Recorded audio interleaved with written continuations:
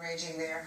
Are there any circumstances in which you could see deploying significant numbers of ground forces in Syria? Not just special forces, special operators, but significant ground forces to combat ISIS in a direct combat role. Let me start with you, Secretary Clinton. Absolutely not. I have a three-point plan that does not include American ground forces.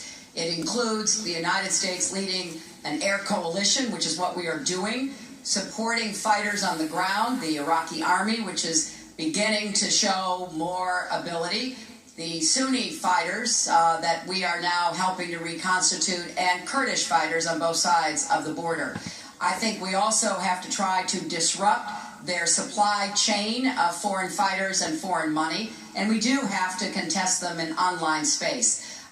So I'm very committed to both going after ISIS, but also supporting what Secretary Kerry is doing to try to move on a political, diplomatic course to try to begin to slow down and hopefully end the carnage in Syria, which is the root of so many of the problems that we see in the region and beyond. Senator Sanders, ground forces, yes or no? As everybody here knows, this is an incredibly complicated and difficult issue, and I applaud. I know President Obama's been getting a lot of criticism on this. I think he is doing the right thing. What the nightmare is, which many of my Republican colleagues appear to want, is to not have learned the lesson of Iraq. To get American young men and women involved in perpetual warfare in the quagmire of Syria and the Middle East would be an unmitigated disaster that, as president, I will do everything in my power to avoid. Andrea, we should learn from King Abdullah of Jordan, one of the few heroes in a very unheroic place.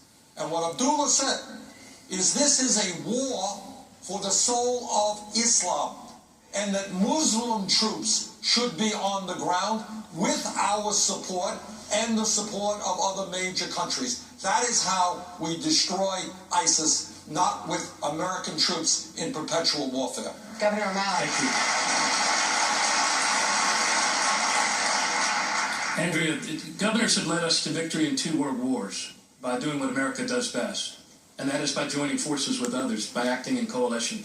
And I believe that President Obama is doing the right thing in this case. We need to learn the lessons from the past.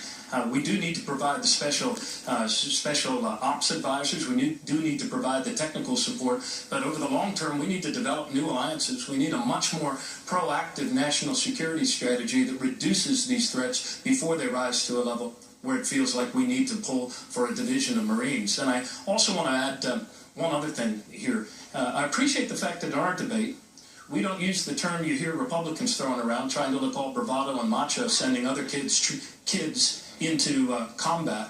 They keep using the term boots on the ground. A woman in Burlington, Iowa said to me, Governor, when you're with your colleagues, please don't refer to my son, who has served 2 tours of duty in Iraq, as a pair of boots on the ground. We need to be mindful of the learning the lesson of the past. I have a question for Senator Sanders.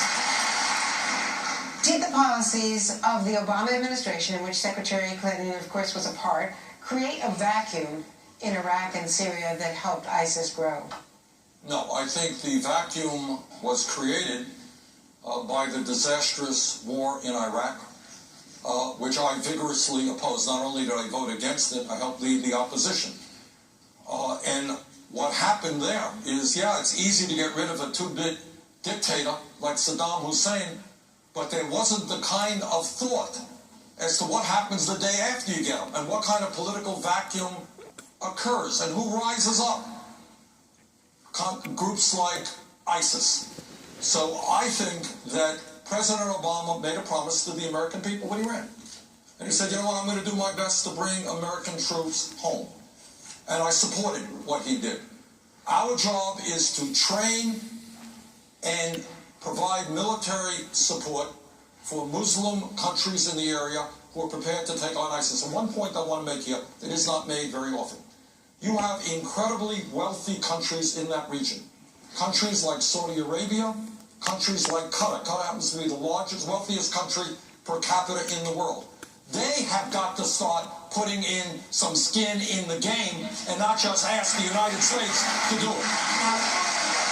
Secretary Clinton, I want to talk to you about red lines because former Defense Secretary Chuck Hagel said in a recent interview that President Obama's decision to stand down on planned missile strikes against Damascus after